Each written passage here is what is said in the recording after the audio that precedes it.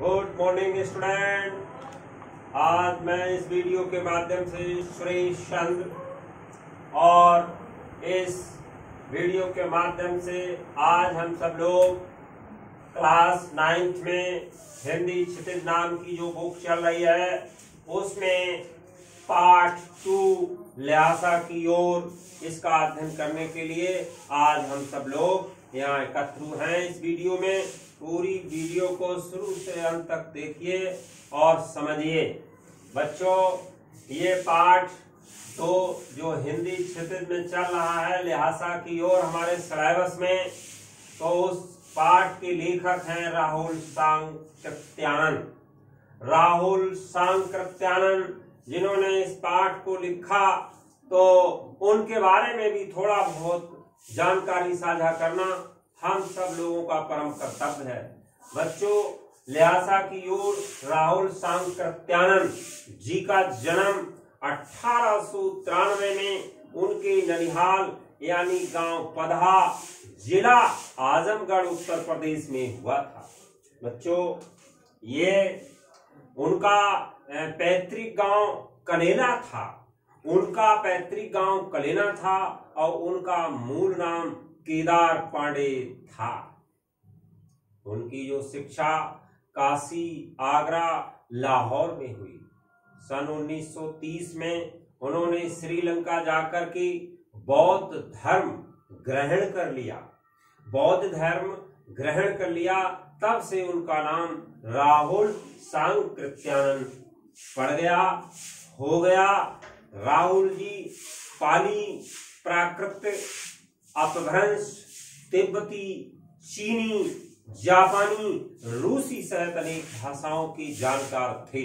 इन्होंने उपन्यास, कहानी, आत्मकथा, यात्रा, व्रत, जीवनी, आलोचना, शोध आदि अनेक विधाओं में साहित्य सृजन किया।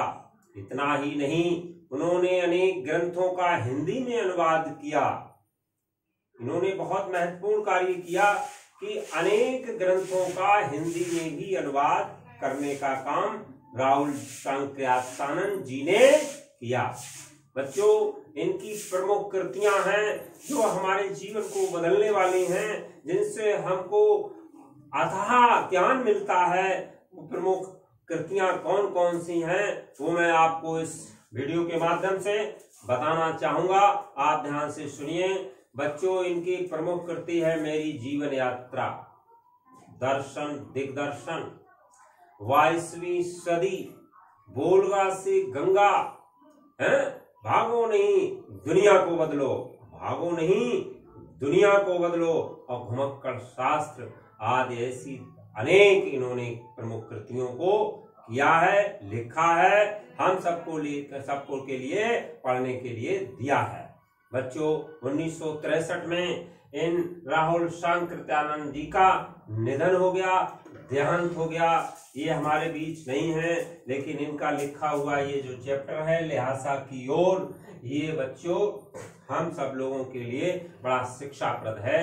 अब हम थोड़ा सा प्रकाश डालेंगे पाठ की ओर कि ल्हासा की ओर, इसका परिचय मैं कराने जा रहा हूं। ल्हासा की ओर क्या है? बच्चों, महापंडित राहुल सांकृत्यानंद अपनी विद्वता के लिए नहीं बल्कि घुमक्कड़ी के लिए भी जाने जाते हैं। उन्होंने एशिया की दुर्गम स्थानों की यात्राएं की।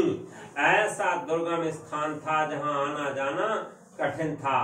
प्रस्तुत पाठ में ये ल्हासा की ओर, इस पाठ में बच्चों उनके तिब्बत के एक क्षेत्र की यात्रा की छोटी सी झलक है। और ये यात्रा सन 1929 से 30 में की थी। तब तिब्बत एक स्वायत्त देश था। बच्चों, ल्हासा यहाँ की राजधानी थी।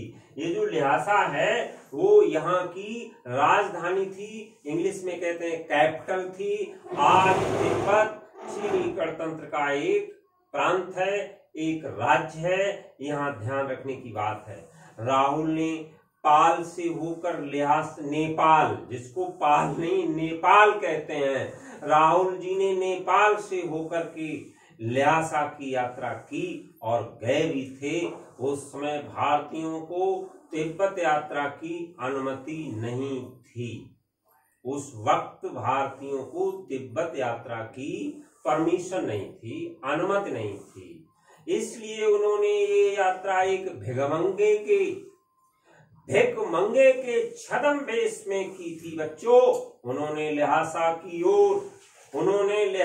की ओर जाने वाले दुर्गम रास्तों का वर्णन बहुत ही रोचक शैली में किया है। दुर्गम रास्ते थे, बीहड़ रास्ते थे, उनका वर्णन बड़ी ही रोचक शैली में किया है। बच्चों, ये ल्हासा की ओर यात्रा वृत्तांत से हमें उस समय की तिब्बती समाज के बारे में भी जानकारी मिलती है। बच्चों, इस चैप्टर में आए हुए कुछ कठिन शब्दार्थ हैं जो मैंने यहाँ राइट किए हैं, ये अपनी कॉपी पर आप नोट कर लेंगे।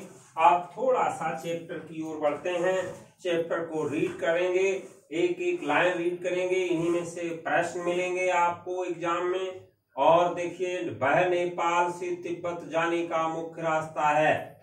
बड़ी कलिंगपुर का रास्ता जब नहीं खुला था तो नेपाल ही नहीं, हिंदुस्तान की भी चीजें इसी रास्ते तिब्बत जाया करती थीं।